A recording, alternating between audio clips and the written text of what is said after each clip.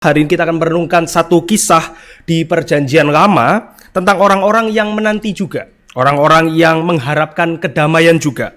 Dan di dalam gambaran besar dari kisah Natal, maka orang-orang ini adalah orang-orang yang menantikan Natal juga, Bapak Ibu sekalian. Kita akan merenungkan kisah Rut. Mari kita membuka Rut pasal yang pertama. Kita akan membaca beberapa bagian daripada Rut pasal yang pertama ini.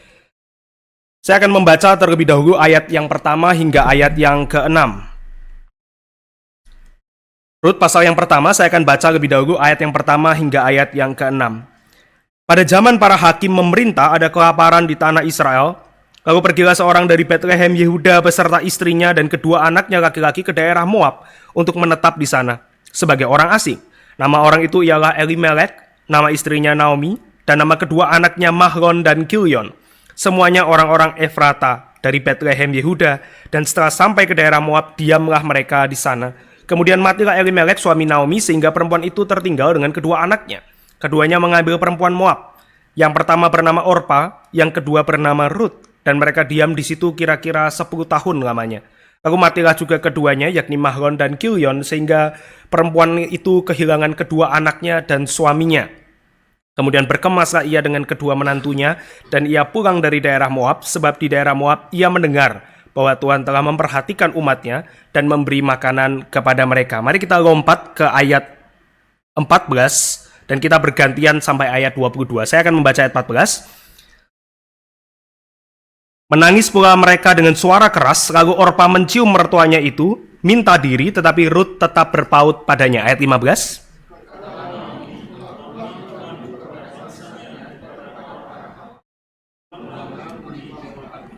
Tetapi kata Rut, janganlah desak aku meninggalkan engkau dan pulang dengan tidak mengikuti engkau. Sebab kemana engkau pergi, ke situ jugalah aku pergi.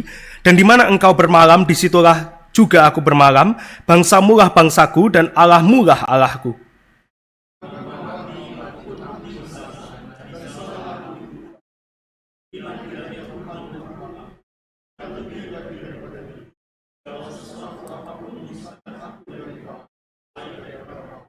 Ketika Naomi melihat bahwa Rut berkeras untuk ikut bersama-sama dengan dia, berhentilah ia berkata-kata kepadanya.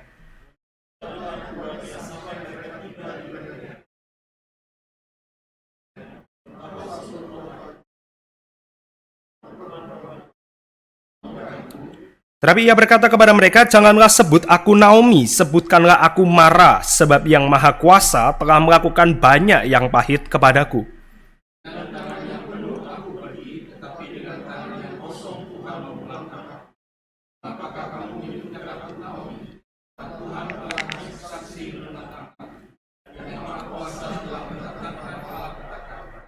Demikianlah Naomi pulang bersama-sama dengan Rut, perempuan Moab itu menantunya yang turut pulang dari daerah Moab, dan sampailah mereka ke Bethlehem pada permulaan musim menuai jelai. Mari kita berdoa. Bapa di dalam surga, kami bersyukur karena Tuhan memberikan kesempatan demi kesempatan kepada kami, baik yang kami sadari maupun yang tidak kami sadari, tetapi Tuhan memberikan anugerah yang terus menopang hidup kami. Kiranya pada hari ini Tuhan berkenan dengan pemberitaan firman. Kiranya firman boleh disampaikan dan menegur baik yang berbicara atau yang mendengar, dan mempertumbuhkan kami bersama-sama sebagai anak-anak-Mu ya Tuhan. Kami berdoa dan menyerahkan pemberitaan firman pada minggu ini ke dalam tangan Tuhan. Di dalam nama Tuhan Yesus. Amin. Bapak Ibu, kalau kita membaca sekilas kisah Rut, terutama di pasal pertama ini, kita akan sepakat bahwa kehidupan mereka penuh dengan tragedi. Keluarga mereka mengalami kesialan, kemirisan, satu hal yang tragis demi hal tragis lainnya. Bukan hanya karena kematian demi kematian, tetapi menyisakan hanya wanita-wanita. Pada zaman dahulu ini satu keadaan yang sangat kasihan, yang sangat desperate. Tetapi bagi orang Yahudi, orang-orang yang membaca asli Rut ini, artinya orang-orang Israel pada zaman itu, ketika mereka membaca kitab Rut ini, saya kira mereka pertama-tama akan bukan melihat kepada betapa banyaknya tragedi, betapa kasihannya, betapa menderitanya, tetapi pertama-tama mereka akan melihat betapa mengerikan kondisi spiritual daripada keluarga ini dan juga umat Tuhan. Kitab ini dibuka dengan kelaparan di tanah Bethlehem. Dan situasi kelaparan tersebut ya, di tengah masalah yang demikian besar itu, ada satu keluarga yang memelihara Taurat, satu keluarga Yahudi, dia adalah orang percaya, orang-orang yang takut kepada Tuhan. Mereka memilih untuk membawa keluarganya, Elimelek bawa itu 2 anak laki-laki dan istrinya untuk pergi dari tanah perjanjian ke daerah Moab. Dan latar belakang cerita ini penting untuk memahami kitab Rut. Mereka pergi untuk menetap ke suatu bangsa lain, dan bukan hanya bangsa lain, tetapi bangsa yang dipilih adalah Moab. Bangsa Moab bukan hanya bangsa yang menyembah Allah lain, tetapi Alkitab mencatat berapa banyak hal-hal negatif tentang Moab. Kalau Bapak Ibu kembali ke Kejadian, maka Moab adalah bangsa yang lahir dari Lot, yang dibuat mabuk oleh anaknya, dan kemudian tidur dengan dia, dan melahirkan bangsa Moab ini.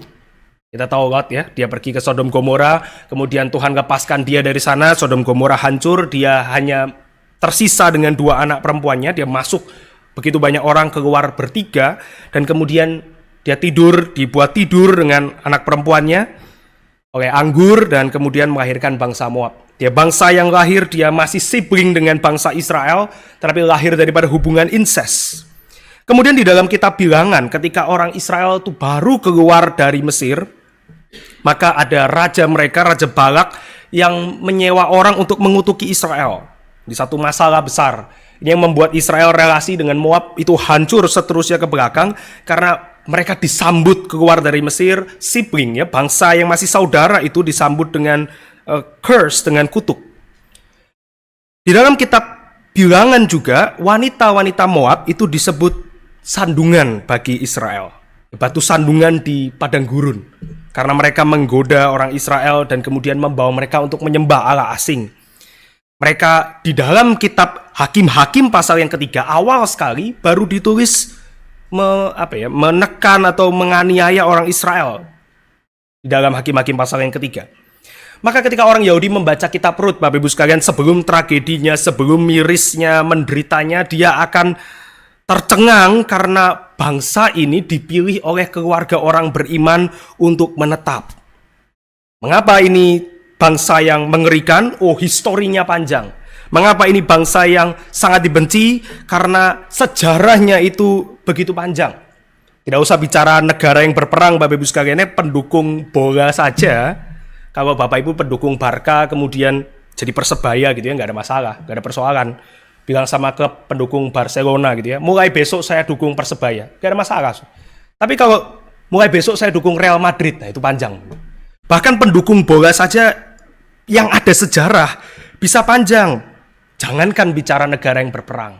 Maka ketika Elimelek dia bawa keluarganya, dia pergi ke Moab, ini satu hal yang mengerikan bagi orang Yahudi, bagi orang yang memelihara Taurat ketika membacanya. Moab dan Israel sejarahnya panjang. Tentu tidak cocok untuk orang beriman. Pertanyaannya, kenapa Moab?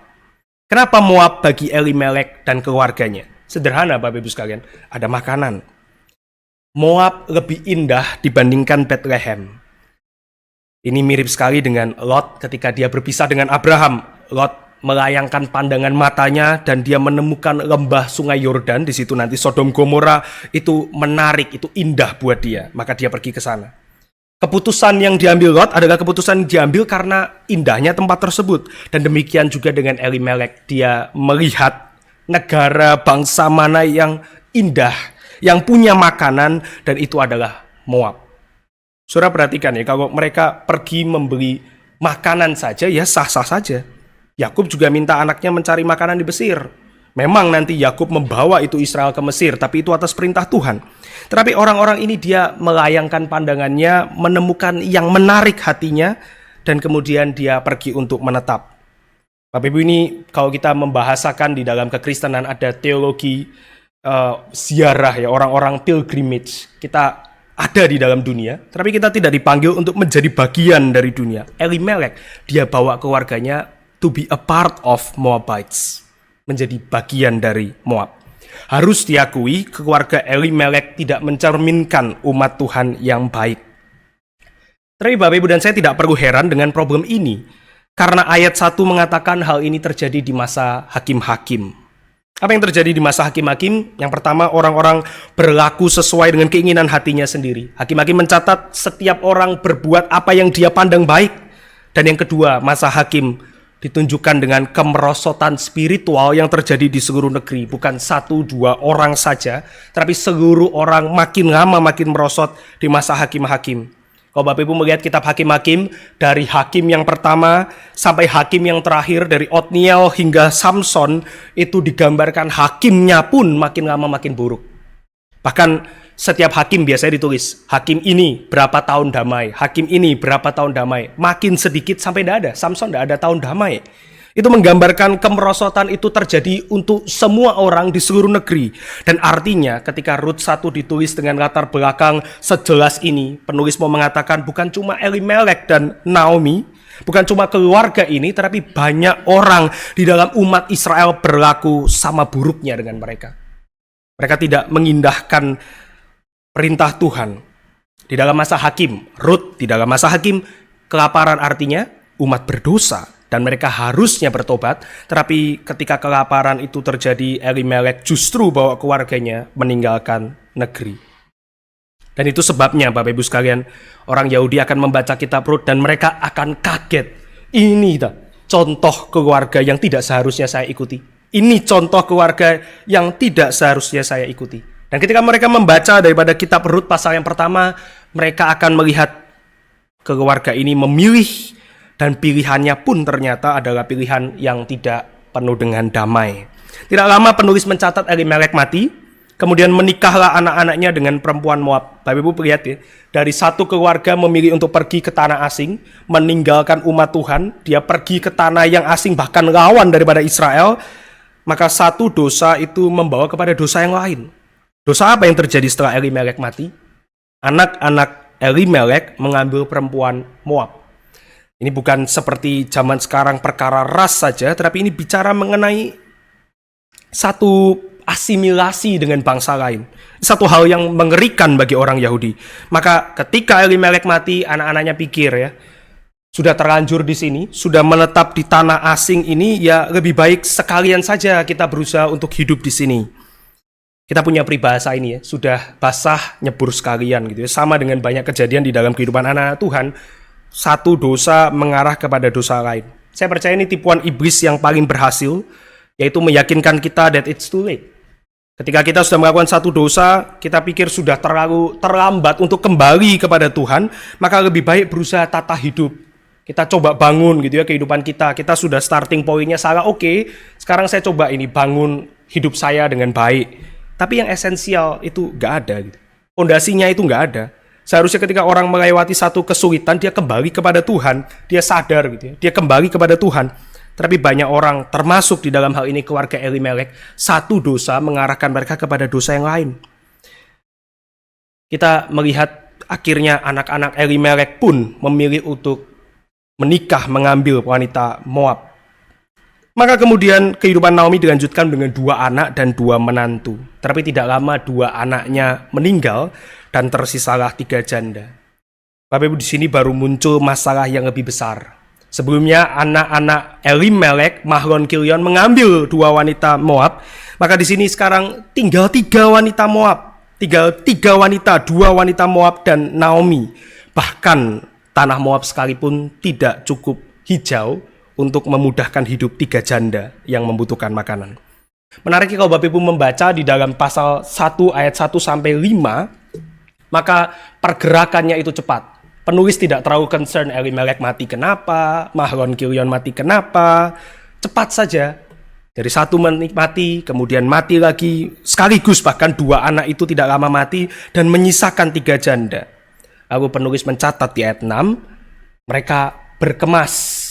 Saya bacakan di dalam ayat 6. Kemudian ia berkemas, Naomi, bersama kedua menantunya dan pulang dari daerah Moab. Mereka pergi bertiga, sebab di daerah Moab ia mendengar bahwa Tuhan memperhatikan umatnya dan memberikan mereka makanan. Kembali, ini mereka ingat tentang Bethlehem, terutama Naomi. Maka jarak itu cepat sekali ya. Elimelek mati, Mahlon, Kilion mati, Naomi berpikir, mengingat, dia mendengar, dan kemudian ayo kita pulang kembali ke Bethlehem. Sebetulnya di dalam bagian ini kita melihat Naomi baru teringat dengan apa yang dia punya. Bapak Ibu, ini mengingatkan kita dengan anak bungsu ya. Perumpamaan anak bungsu, anak yang hilang itu ya. Ketika dia harus makan makanan yang paling menjijikan, makanan babi, baru dia ingat rumah bapaknya. Baru dia ingat rumah bapaknya ketika hidup sudah susah, harus makan makanan babi, baru ingat di rumah itu papanya punya makanan dan seterusnya. Kita nggak tahu paralel yang ditaruh penulis di dalam kitab Rut. Tapi ini mengingatkan saya terhadap Lot dan anak bungsu. Dia memilih apa yang dia pandang baik. Dan kemudian ketika akhirnya ada hal yang seperti ini yang mengerikan, baru mereka ingat gitu ya, apa yang mereka punya. Tapi nampaknya Naomi mementingkan dirinya sendiri. Di mana kita tahu itu? Ayat 6-13 sebetulnya menggambarkan siapa Naomi.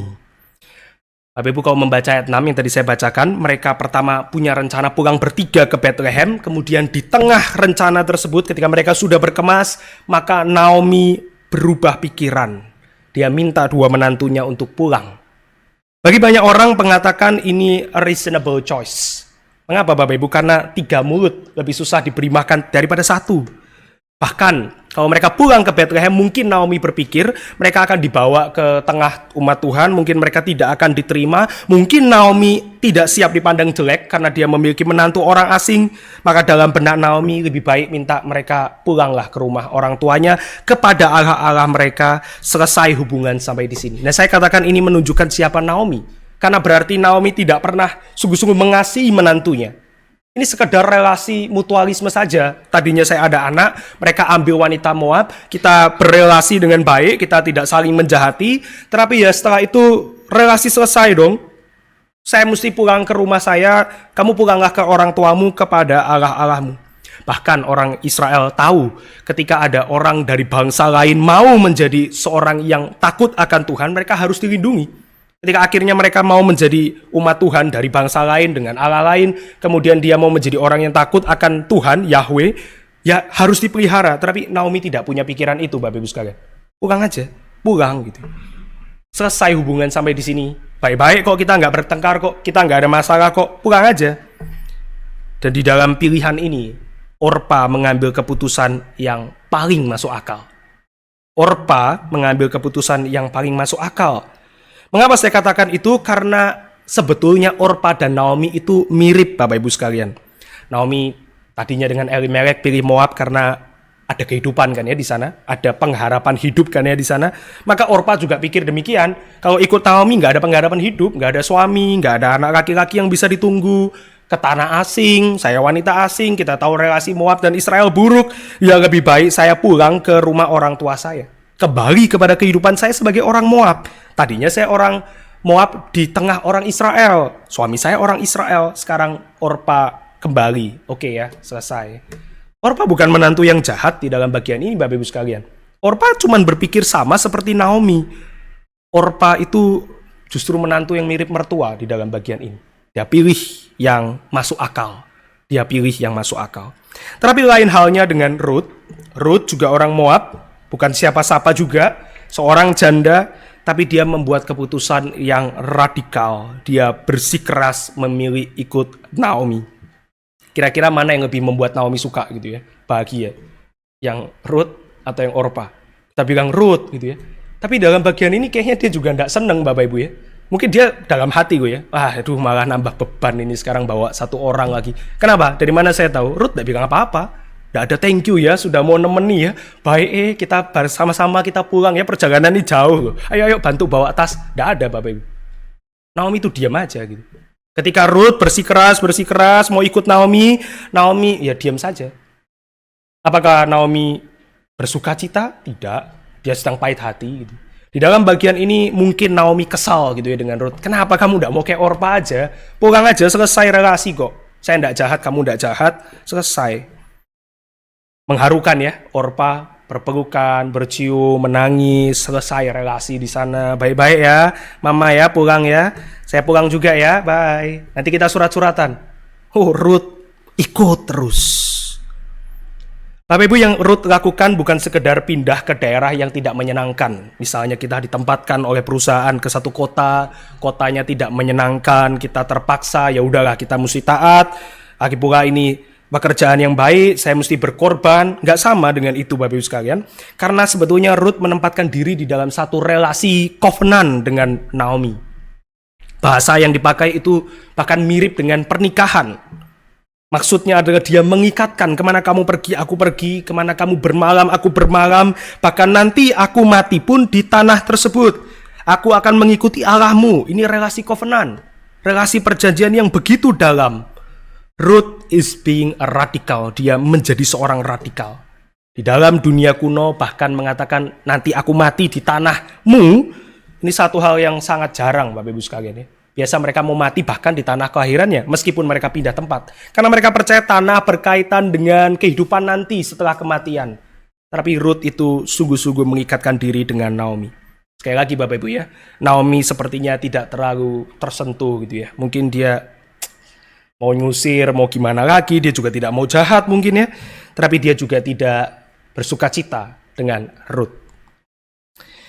Naomi diam. Naomi terlalu pahit hati dengan semua yang dialaminya. Dia diam bahkan hingga sampai di Bethlehem ketika gempar kota itu dan wanita-wanita bertanya, Naomi kah itu? Naomi mengatakan, jangan panggil aku Naomi. Naomi itu artinya pleasant, ya, menyenangkan. Dia minta dipanggil Mara, pahit. Bapak Ibu, nama Mara bukan sekedar satu ujaran dari Naomi yang begitu saja, tapi nama Mara mengingatkan pembaca Ruth kepada orang Israel di padang gurun. Ketika mereka keluar, mereka dibebaskan dari orang Mesir yang mengejar mereka, mereka minta air, dan airnya itu tidak dapat diminum karena pahit.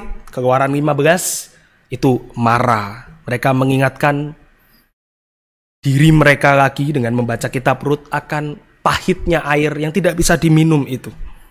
Mereka baru saja menikmati banyak berkat Tuhan dari Mesir keluar, dan kemudian mereka langsung bersungut-sungut karena air yang pahit.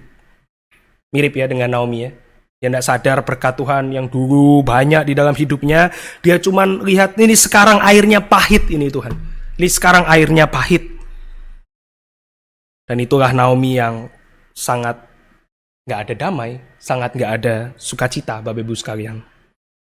Sama seperti nenek moyangnya yang bersungut-sungut di padang gurun, Naomi bersungut-sungut di hadapan Tuhan dari ayat 13 sampai ayat 22. Panggil aku Mara. Bapak Ibu, Ruth pasal pertama memberikan banyak pelajaran iman kepada kita, kepada anak-anak Tuhan. Tapi saya mau kita lihat 4 macam ironi.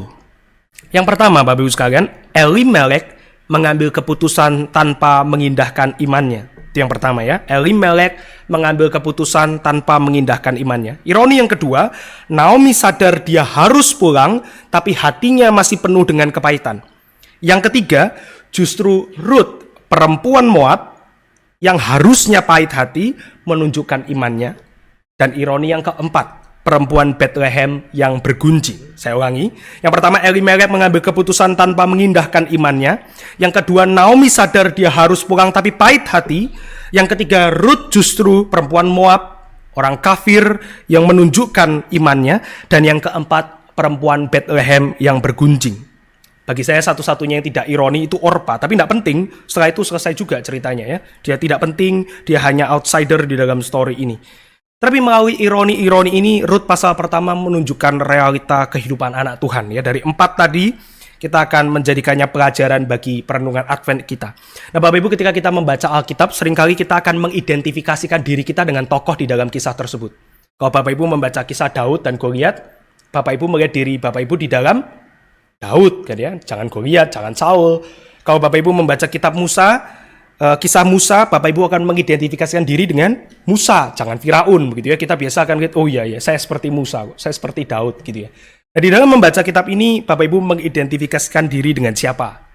Elimelek, kok kayaknya kok suram banget gitu ya. Naomi kok pahit. Mungkin kita mau mengidentifikasikan diri dengan Ruth. Tapi bagi saya kita adalah semua tokoh ini, dan kita akan lihat sekali lagi dari 4 ironi yang tadi. Yang pertama, Elimelek dan Naomi saya gabung menjadi satu. Bapak Ibu, nama Elimelek artinya My God is King, Allahku adalah Raja. Tapi bagi saya ini ironi, karena ketika Elimelek mengambil keputusan, dia tidak hidup seperti Allahnya adalah Raja, dia hidup sebagai dirinya adalah raja. Banyak hal dalam kehidupan setiap anak Tuhan seperti Elimelek. Kita mengatakan, my God is king, Allahku adalah raja. Berarti firman-Nya adalah petuah dari sang raja, tetapi kita hidup bertindak menurut diri kita sendiri. Kita tidak terlalu peduli dengan firman, atau lebih tepatnya kita mungkin bagi-bagi sektor kehidupan kita, mana yang kita mau serahkan pada Tuhan di sini di dalam hal ini ya, gereja ya, dalam hal pelayanan, dalam hal penginjilan, dalam hal kehidupan gereja, my God is king. Tapi nanti di dalam sektor pekerjaan, sektor rumah, relasi sosial saya di luar sama teman-teman saya itu beda lagi. Nanti mungkin yang di sana my wife is king misalnya, atau my husband is king, atau my children are king, atau mungkin myself. Kita bagi lagi sektor-sektornya. Nanti dalam hal ini, oh ya kembali ya, ini dalam hal ini my God is king. Ya, tapi dalam hal nanti cari makan seperti Elimelek, I am the king. Kita bagi-bagi sektor seperti ini ya. Ini Elimelek, ironi yang pertama. Tapi mungkin juga kita ada di dalam fase seperti Naomi, Bapak Ibu sekalian. Naomi beda dengan Elimelek, dia bukan masalah siapa king, tapi where is the comfort? Mana kenyamanan saya? Sudah melihat kesulitan hidup, kemudian Naomi nggak berani macam-macam lagi. Ini kayaknya ini sudah benar-benar mesti balik ya. Terus toh di Bethlehem ada makanan, berarti sekarang saya mesti kembali. Kalau hakim-hakim kelaparan artinya hukuman, makanan berarti umat bertobat. Naomi ikut nih sebagai orang yang bertobat, mengkaitkan diri dengan orang bertobat. Dia tidak berani lagi macam-macam. Tuhan sudah menunjukkan dia Allah yang bisa tegas, dia Allah yang bisa mendidik umatnya, tidak berani macam-macam. Tapi pahit hati gitu ya. Lihat Allah itu begitu negatif. Dia lihat Allah itu bukan sedang mendidik dia lihat Allah sedang mengacungkan tangannya kepada dia. Dan orang Kristen juga bisa seperti Naomi, Bapak Ibu sekalian. Kita bisa ke gereja karena terpaksa. Kita bisa lakukan firman karena dibayangi ketakutan hukuman. Jangan-jangan nanti ada ini, ada itu. Kita terjepit di dalam perasaan kita sendiri. Tidak ada damai, tidak ada sukacita. Jangankan bicara sukacita ya. Bicara masalah tenang, tidak banyak pikiran, saya nggak bisa. Kitab Rut menunjukkan Naomi juga kita, Bapak Ibu sekalian. Kita bisa menjadi bitter. Kita bisa menjadi orang Kristen karena tekanan. Kalau Bapak Ibu aktif di sosial media ya, sekarang banyak orang yang mengatakan dekonstruksi. Kita harus lihat segala sesuatu, kalau konstruksi kan membangun gitu ya. Dekonstruksi berarti ya mencopoti bangunan. Apa yang maksudnya di dekonstruksi? Oh, kita lihat gereja sekarang enggak kayak dulu, kita kritikal kok. Ini bagian ini jelek, ini segala macam, ini negatif. Dari mana Bapak Ibu? Ya karena ini tadinya mengikut Tuhan dengan pahit, tadinya mengikut Tuhan karena terpaksa dan tekanan dan seterusnya, maka dia sekarang akhirnya gitu ya nggak kuat sendiri dan ya pahit hati, lihat semua dia habisi dan seterusnya.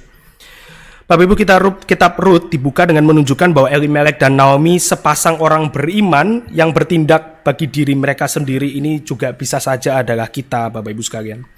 Kita seringkali tergoda seperti Elimelek, lihat rumput tetangga lebih hijau, lihat rumput di luar pimpinan Tuhan lebih menarik. Atau seperti Naomi, kita ada di rumputnya Tuhan, tapi terpaksa. Ya, Naomi itu seperti anak bungsu, sudah pulang ke rumah bapaknya, sudah di rumah bapaknya, tapi hatinya masih di kandang babi.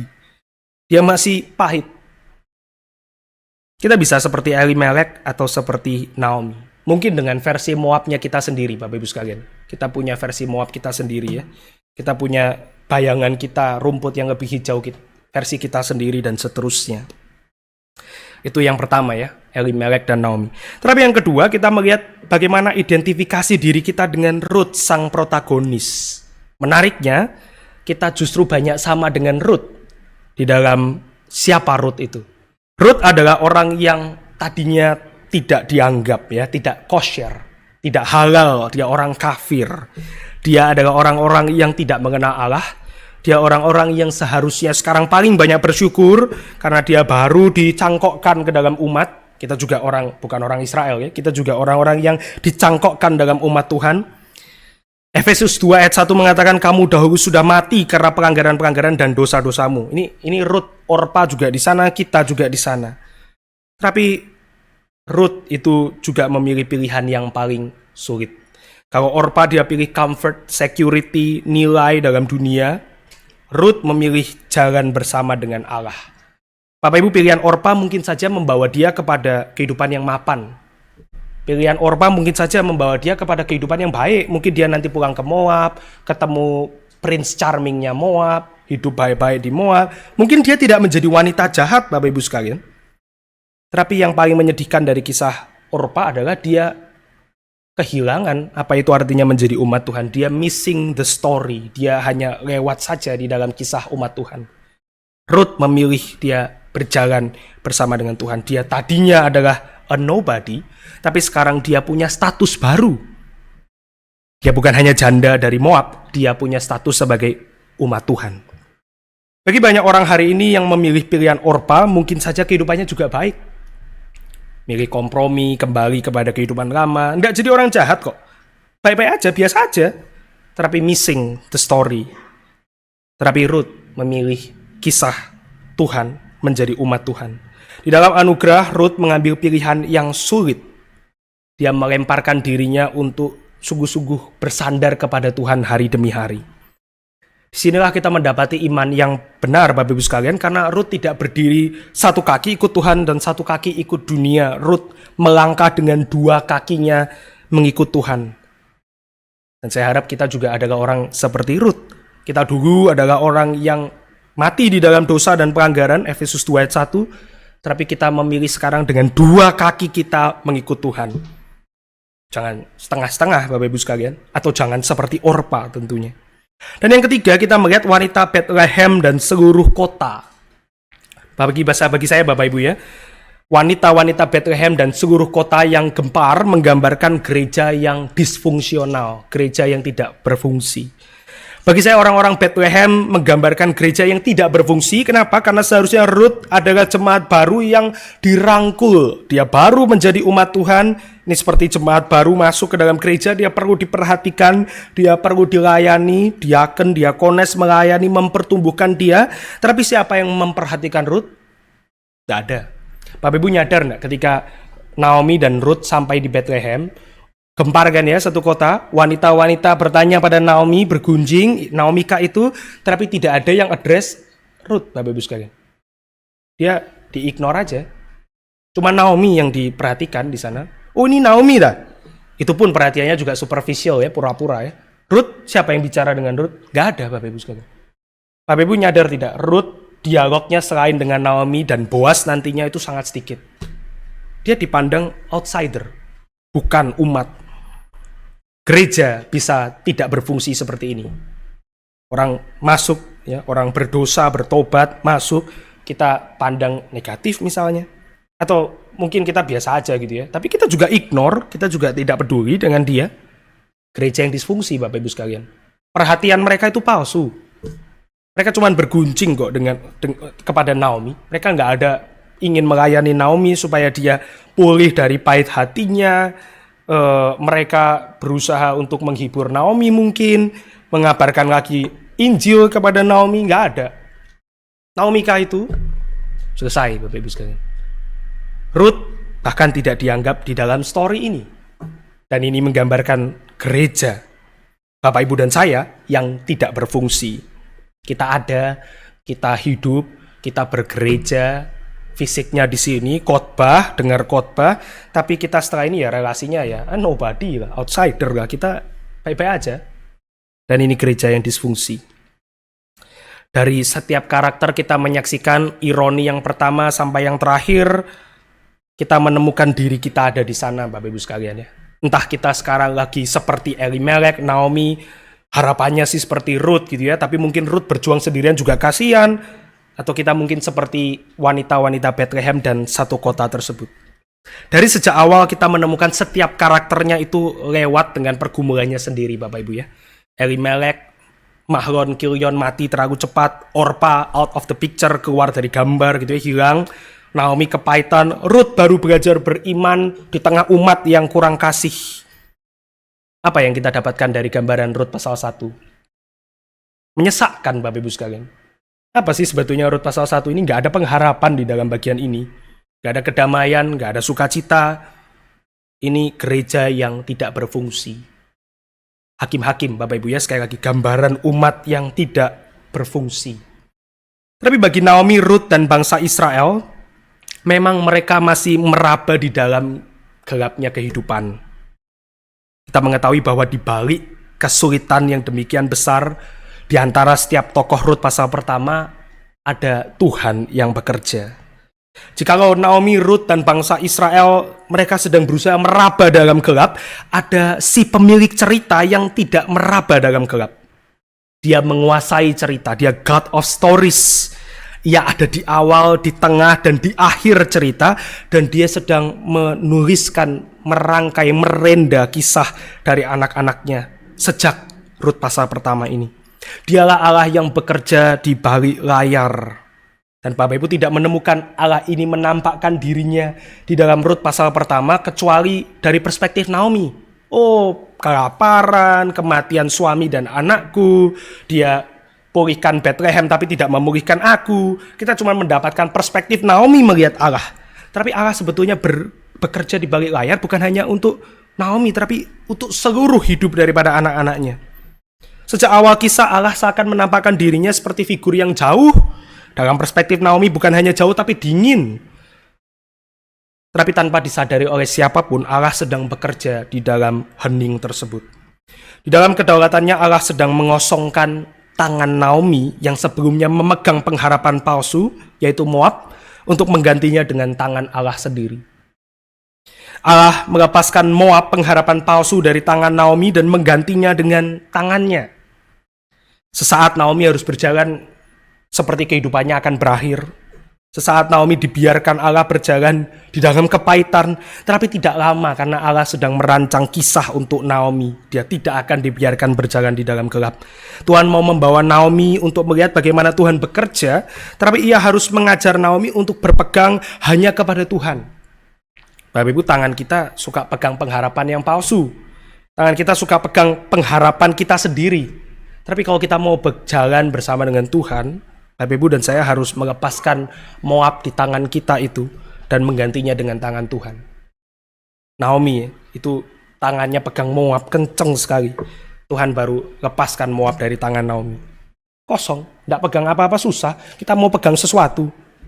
Tapi Tuhan kosongkan Moab yang palsu di tangan Naomi untuk menggantinya dengan tangannya sendiri.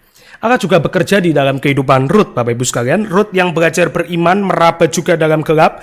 Dia tidak ada mentor, dia tidak ada umat yang peduli.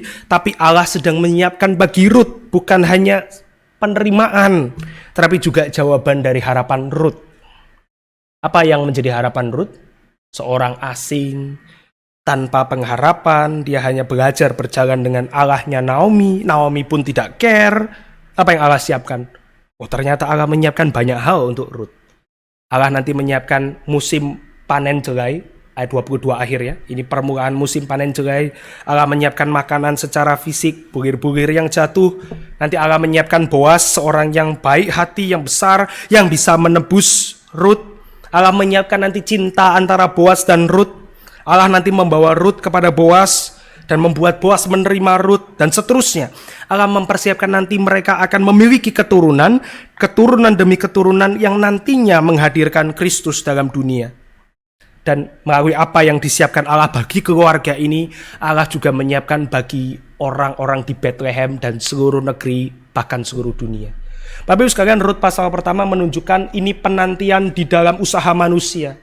Kita tidak melihat bagaimana Allah bekerja secara kelihatan di dalam Rut pasal pertama, tetapi dia bekerja di balik layar dari bahkan mereka belum sadari itu. Ketika nantinya Rut menyadari, Naomi menyadari, orang-orang di Bethlehem di akhir cerita daripada Rut pasal 4 bersukacita bersama. Tetapi itu dimulai dari hal-hal yang umat itu tidak pahami, Bapak Ibu sekalian. Seringkali dalam kehidupan kita juga sama. Kita ada di dalam Rut pasal pertama, kita tidak menyadari bagaimana Tuhan bekerja. Kita tidak menyadari buah penantian kita. Kita tidak menyadari nanti akhir cerita bagaimana.